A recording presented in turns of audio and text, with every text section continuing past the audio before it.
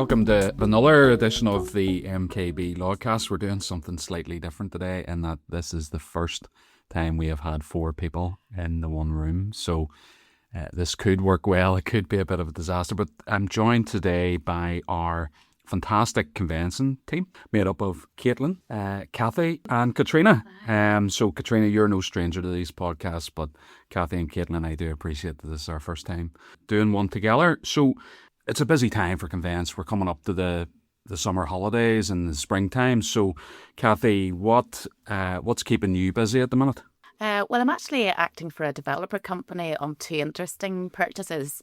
One of them is with regard to a plot of land, and they're purchasing that with the benefit of planning permission for 6 apartments. And the other one is actually a massive refurbishment of a property in Hollywood, which I'm sure that they will make good money on once it's refurbished. Yeah. So they're keeping me very busy at the minute. Okay. And Katrina? Having recently taken over the conveyancing team, I've been looking at our procedures and our sort of precedent bank and updating our documents. So the joys of management, Katrina, then, and do you find that you're becoming further away from the day-to-day transactional stuff? Unfortunately not, no. I think I'm still involved in the day-to-day transactions alongside all of the management bits too.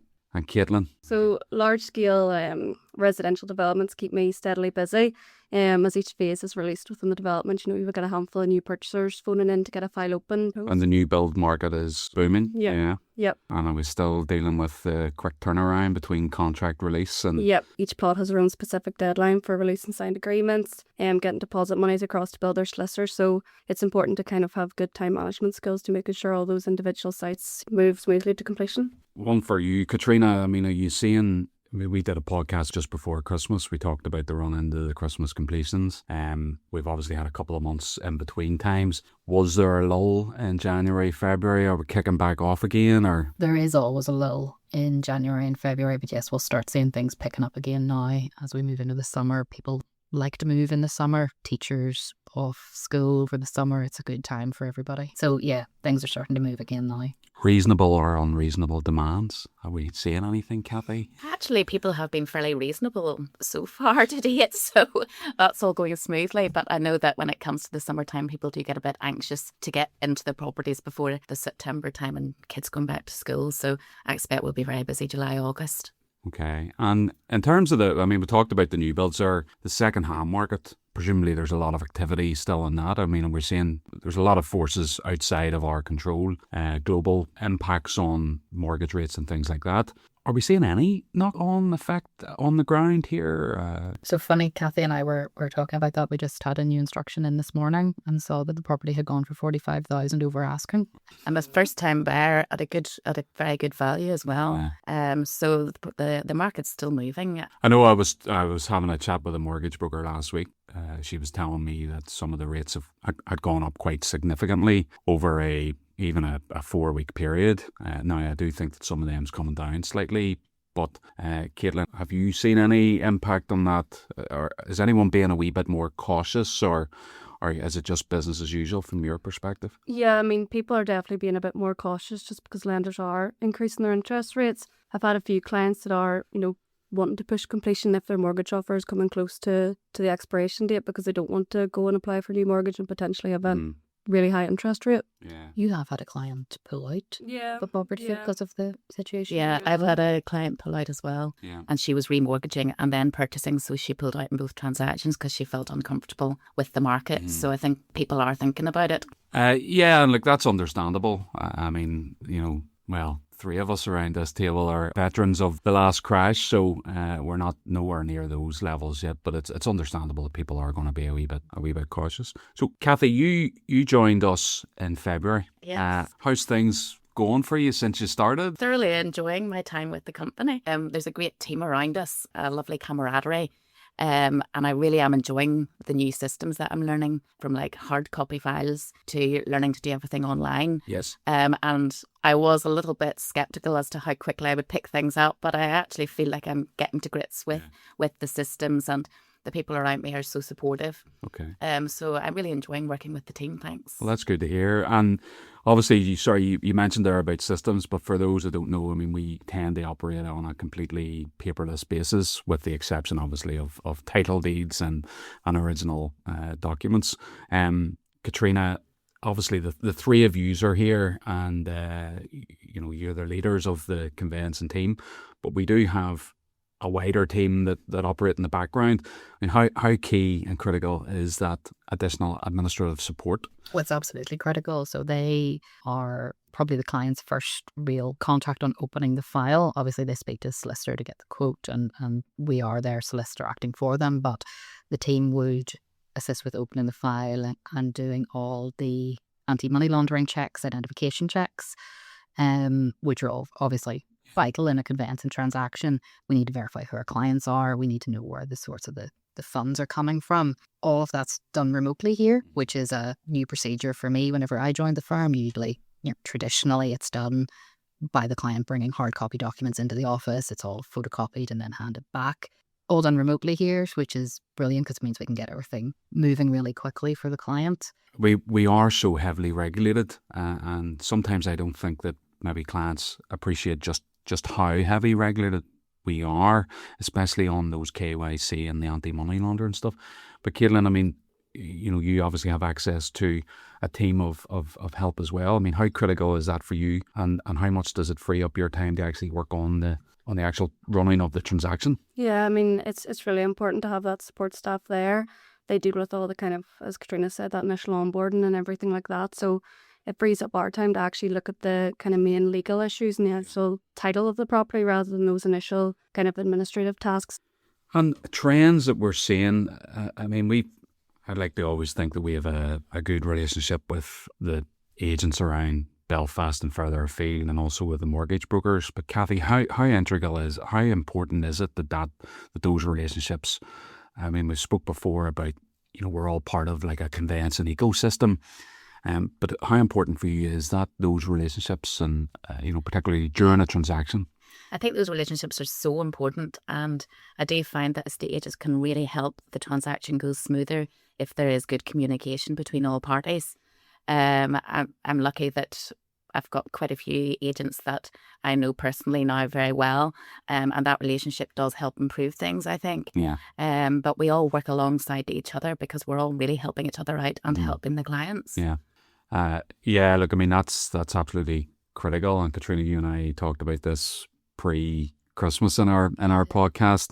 Absolutely, especially because, as solicitors, you said about how heavily regulated we are. We're restricted in who we can speak to. Yeah. We can't reach out directly to the other side, whereas agents don't have that restriction. They're very helpful that they can liaise with the length of a chain. Mm-hmm. And Caitlin, I mean, you've obviously qualified now a couple of years, and you've been with the firm for quite a while now. But surely it must have been difficult getting into that way of going, that you're looking at this saying, right, well, I'm doing this sale transaction or I'm doing this purchase transaction. But there's maybe a transaction we talk about it being down the chain, maybe 3 transactions down the chain. How difficult do you find that whenever you've done all that you can do on your transaction, but this other transaction, which you have no control over, is essentially holding up this whole chain? It is. That can be quite frustrating whenever you find yourself in a situation like that. I think that's particularly where estate agents do come into play, and they're a great resource to us because, as Katrina said, they're able to kind of communicate down the chain and communicate with each individual party or the solicitors acting for that below chain, and that's when they really are beneficial to us, and they obviously help get the chain in order and help to get everyone agreed to a completion date, or potentially, one part of the chain maybe complete slightly earlier, and they just kind of get into some sort of compromise and help us reach a shared goal, which is getting the client's completion across the line. And how important is communication to your client? Very important. I think that's one of the main things that clients appreciate in terms of our services is just the constant line of communication. So keeping clients up to date. Obviously, if there is any issues or any reason for delay, letting them know as early as possible.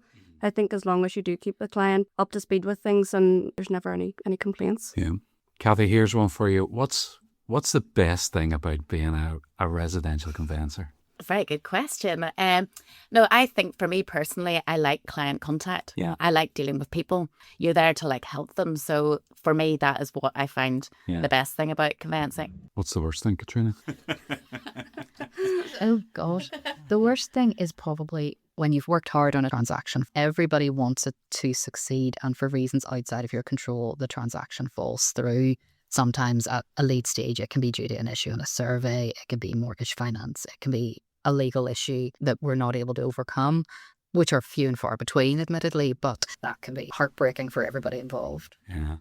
So we've been on a bit of a journey with the conveyancing department over the last 12 months, and a lot of that's been through recruitment. So having invested in the team and having a fantastic setup at the minute, I think we're extremely well placed to offer a fantastic conveyancing service. Katrina? Yeah, I mean, we have the three of us, along with, as you said, support staff. The service we provide is a solicitor-led service. So your solicitor is your primary point of contact. If you have any issues, all you need to do is pick up the phone to us and we're available to you, or equally by email. The technology that the firm has in place, the systems are really top-notch. So they're, unlike anything I've come across before. Yeah. Like Cathy said, the paperless files, the onboarding software. Just to pick up on Katrina, you said about that solicitor-led service. People listening to this might say, well, you're a law firm and you're talking about a solicitor-led service. And they might not actually understand what we mean by that. It sounds so obvious, but Cathy, what is a solicitor-led service in a law firm? And how can we distinguish ourselves by saying that? Yeah, well, in a lot of law firms, and I have moved around quite a few different places during my career, you will have perhaps a solicitor at the head of a team, but they will be overseeing, for example, 12 paralegals. Yes. So the paralegal will have conduct of your file, Okay. whereas at MKB, we think it's very important and crucial that it's actually a solicitor who has conduct of your file, with perhaps the assistance of the paralegals, but it's solicitor-led, so you have a qualified solicitor dealing with your file. And even taking that a step further, I always think with conveyancing and property in general, sometimes there's just no substitute for experience. And until you've had those years under your belt and essentially seen everything that could possibly go wrong and worked out a remedy as to how to get round those problems, how critical is that for you as well, Cathy? Yeah, I mean, experience most definitely is how we all learn, really. And I think with the team that we have now, there's a lot of experience in the team. Both Katrina and myself are quite a few years qualified now. And it's also really nice for me to know that there's somebody else I can go to in the team to ask questions. We have that support group. We have regular meetings where we bring up queries and problems. And I think that's crucial for all of us to learn, because every day is a learning day, no matter how long you've been doing the job. And Caitlin, I do appreciate that you're the least experienced in terms of years in the team, but that's probably a bit unfair given that you've got two titans of the industry here. But how does having colleagues around you that have those years of experience, how has that helped your progression and your development? It's helped me massively. I mean, it's so beneficial having two colleagues with a wealth of experience and, expertise to assist with legal issues. As Cathy said, every day is a learning day, especially in the career of law. And being, newly qualified and recently qualified, it's great to have a pair of hands right beside you to always kind of get that extra bit of advice on different legal issues and things like that. So it's helped me progress massively. A wee bit of a light-hearted roundup here. Caitlin, what is the one thing that a client should look for in their solicitor? What is the most important thing in your mind? Probably as we discussed previously, is that good communication skills. I know for a lot of clients, particularly first-time buyers, buying your first home can be really daunting and nerve-wracking, and a lot of clients don't know what to expect. So I think it's really important to kind of relieve their stress and help them, each step along the way, and give them a kind of easy transaction. And that's done by keeping good communication with the client. I think a lot of conveyancing solicitors in particular get a kind of stereotype or stigma of, not communicating or wanting to cause unreasonable delay to transactions. But the main goal is that we want to get clients' completion across the line. And Cathy, what's kept your clients coming back to you over the years?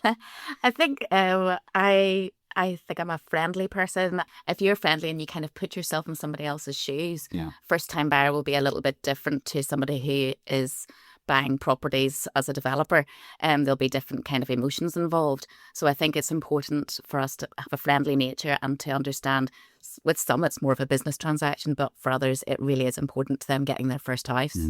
Empathy, Katrina? Yeah, twofold empathy, but also the technical expertise.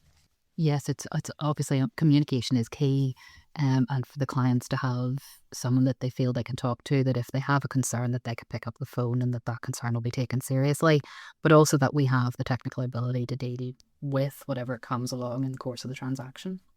Okay, thank you very much. And thank you to all three of you. And I do know that you're coming into a very busy time of the year, and if I didn't get you now, I probably wouldn't have got you until after the summer. So thank you very much, Katrina, Cathy and Caitlin. Thanks very much. Yes, thank you, Neil. Thanks.